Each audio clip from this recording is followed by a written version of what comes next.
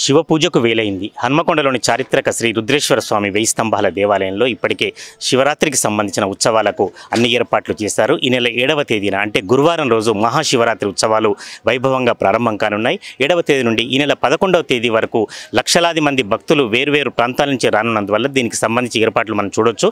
ఏర్పాట్లు కూడా పెద్ద ఎత్తున చేస్తున్నారు.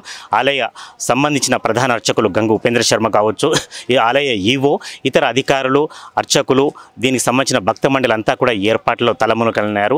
హనుమకొండ అంటే వరంగల్ ఓరుగల్లు జిల్లా మొదటి నుంచి కాకతీయుల పాలనలో ఉంది కాబట్టి శివాలయాలకు బాగా ప్రసిద్ధి.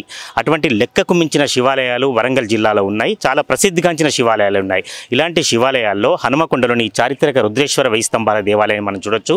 పురావస్తు శాఖ అధీనంలో ఉన్నప్పటికీ కూడా మహాశివరాత్రి ఇతర పర్వదినాల్లాగానే మహాశివరాత్రి రోజు లక్షలాది మంది భక్తులు వస్తుంటారు.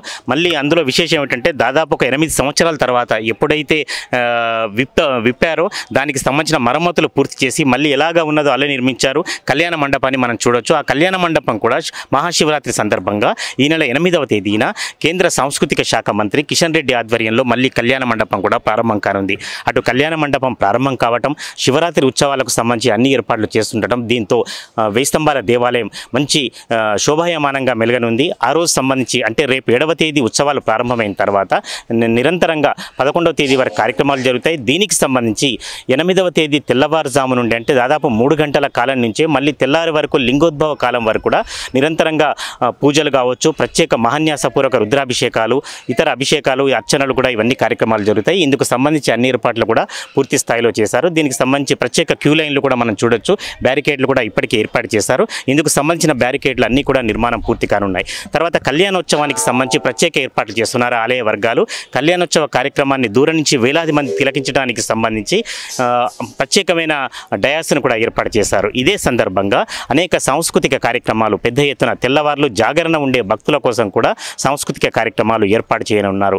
భక్తులు లక్షల సంఖ్యలో వేరే ప్రాంతాల నుంచి రానున్నందువల్ల పోలీసు బందోబస్తు కావచ్చు, వారికి మంచినీటి సౌకర్యం కావచ్చు, ఇతరత్ర ఇబ్బందులు లేకుండా ఆలయ వర్గాలు అన్నీ కూడా ఏర్పాట్లు చేస్తున్నారు. స్వచ్ఛందంగా భక్తులు కూడా ఈ కార్యక్రమాల్లో చాలా వరకు పాల్గొంటున్నారు. 7వ తేదీ స్థానిక శాసనసభ్యులు కానీ, పోలీస్ కమిషనర్, ఇతర అధికారులచే ఉత్సవాలు ప్రారంభం కానుండగా 11వ తేదీన ఉత్సవాలు పరిసమాప్తమవుతాయి. ప్రధానంగా 8వ తేదీ మాత్రం 1000 స్తంభాల దేవాలయానికి మళ్ళీ కళ్యాణ మండపంతో పూర్వకల వస్తుంది. ఇవే కాకుండా ఉత్సవాలకు సంబంధించి అన్ని ఏర్పాట్లు నిర్విఘ్నంగా పూర్తి చేశారు. మిగతా ధర్మకర్తలందరితో కలిసి ప్రారంభోత్సవానికి పూనుకోవడం జరిగింది. ఈ సంవత్సరం జరుగుతున్న ఉత్సవాలకు ఒక చారిత్రాత్మకమైన ప్రాధాన్యత ఉంది. ఎన్నో ఏళ్ళుగా మనం నిరీక్షిస్తున్నది. దాదాపు 19 సంవత్సరాల క్రితం ఎక్కడో కుప్పకూలిపోయిన మన మంటపాన్ని మెల్లమెల్లగా అనేక ఒడిదొడుకులను వదులుచుకొని మరి సంపూర్ణంగా పూర్తి చేసుకున్నాం. రేపు ఉదయం దాని ప్రారంభోత్సవాన్ని కూడా చేసుకుంటున్న సందర్భంగా ఈ సంవత్సరం ఉత్సవాలు ఇంకా ప్రాధాన్యత సంతరించుకుంటున్నాయి. మరి వాస్తవంగా 1000 స్తంభాల దేవాలయం అనేక సంవత్సరాల నిర్లక్ష్యానికి గురైన పరిస్థితి అందరికీ తెలుసు. మరి సోదరుడు ఉపేంద్ర శర్మ గారు ఇక్కడ పూజారిగా బాధ్యతలు చేపట్టిన తర్వాత, అదేవిధంగా ఆర్కియలాజికల్ సొసైటీ ఆఫ్ ఇండియా దీని బాధ్యతలు చేపట్టిన తర్వాత దీని అభివృద్ధి పనులు మెల్లమెల్లగా జరిగినాయి. ఇంకా భారీ ఎత్తున జరగాల్సిన అవసరం ఉంది. ఇప్పటికే మనకు రామప్పకు గుర్తింపు తెచ్చుకున్నాం, యునెస్కో గుర్తింపు తెచ్చుకున్నాం. వాస్తవంగా దేశంలో ఎక్కడ లేని విధంగా ఉన్న 1000 స్తంభాల దేవాలయానికి కూడా గుర్తింపు తెచ్చుకోవాల్సిన అవసరం ఉంది. మా సోదరుడు రాజేందర్ రెడ్డి గారు దానికి పూర్తి బాధ్యత తీసుకొని ఈ ఆలయ పరిసరాలు, వారికైతే దీని మీద సంపూర్ణమైన అవగాహన ఉంది. వారు ఎన్నో సందర్భాలుగా వారు ఏ పదవులున్నా లేకపోయినా ఈ ఉత్సవాలు జరపడంలో వారు ఇతోధికంగా ప్రతి సంవత్సరం దానికి సంపూర్ణంగా సహకారం ఇస్తూ పనిచేస్తున్న నేపథ్యం ఉంది. మరి వారు కూడా దీని మీద దృష్టి సారించి వీటన్నిటినీ బాగా, ఈ పరిసరాలని కూడా బాగా అభివృద్ధి చేసి ఎవరికి నష్టం కలగకుండా, ఎవరికి ఇబ్బంది కలగకుండా దీన్ని మంచిగా అభివృద్ధి చేసి దీన్ని ప్రపంచ చరిత్రలో, ప్రపంచ పుటల్లో నిలిపే విధంగా వారి కార్యక్రమాన్ని రూపొందించాలని కూడా ఈ సందర్భంగా నేను వారికి విజ్ఞప్తి చేస్తున్నా. ఈ కార్యక్రమానికి కృషి చేసిన అందరికీ కూడా హృదయపూర్వకంగా ధన్యవాదాలు తెలియజేస్తున్నాను. 1000 స్తంభాల గుడిలో మహాశివరాత్రి ఉత్సవాలు ప్రారంభించడానికి వచ్చినటువంటి పెద్దలు బండ ప్రకాష్ గారు, సిపి గారు, ఉపేంద్ర శర్మ గారు, ఈవో గారు అందరం కూడా చాలా ఘనంగా ప్రారంభించడం జరిగింది.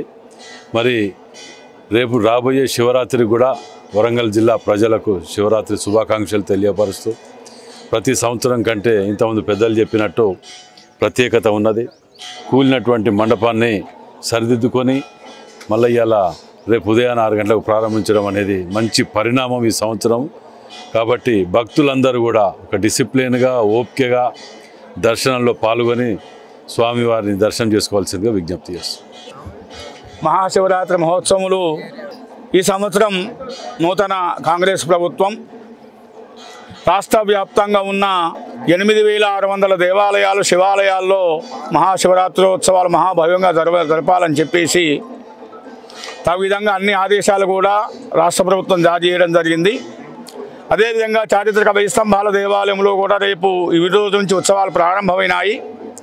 జ్యోతి ప్రజలతో మన మండల వైస్ చైర్మన్ గారు బండా ప్రకాష్ గారు, స్థానిక పశ్చిమ ఎమ్మెల్యే నాయని రాజేందర్ రెడ్డి గారు, అదేవిధంగా city police commissioner Ambar Kishore Jha గారు వచ్చి ఉత్సవాలను ప్రారంభించడం జరిగింది. రేపు మహాశివరాత్రి లక్షలాదిగా తరలి వస్తున్న భక్తుల కొరకు రాజేందర్ రెడ్డి గారు మొన్న జిల్లా కలెక్టరేట్లో సమీక్ష నిర్వర్తించి అధికారులకు కూడా తగు ఆదేశాలు అటు నగరపాలక సంస్థ కానీ, పోలీస్ అధికారులు కానీ, రెవెన్యూ కానీ, R&B కానీ, సాంస్కృతిక శాఖ కానీ ఇతర అన్ని అధికారులతో సమన్వయం చేసి అన్నీ కూడా తగు విధంగా భక్తులకు ఎలాంటి లోటుపాటు జరగకుండా అన్ని ఏర్పాటు చేయాలని చెప్పేసి రాజేందర్ రెడ్డి గారు వారికి సూచించడం జరిగింది. జిల్లా యంత్రాంగానికి దానికి అనుగుణంగా కూడా అన్ని ఏర్పాట్లు చేయడం జరిగింది. రేపు ఉదయం 6 గంటలకే కళ్యాణ మంటపం వేదోక్తంగా రాష్ట్ర టూరిజం శాఖ కేంద్ర టూరిజం శాఖ మంత్రులు కిషన్ రెడ్డి గారు, అదేవిధంగా మా రాష్ట్ర పర్యాటక శాఖ మంత్రులు జూపల్ కృష్ణారావు గారు, పొంగిరెడ్డి శ్రీనివాస్ రెడ్డి గారు, కొండా సురేఖ గారు,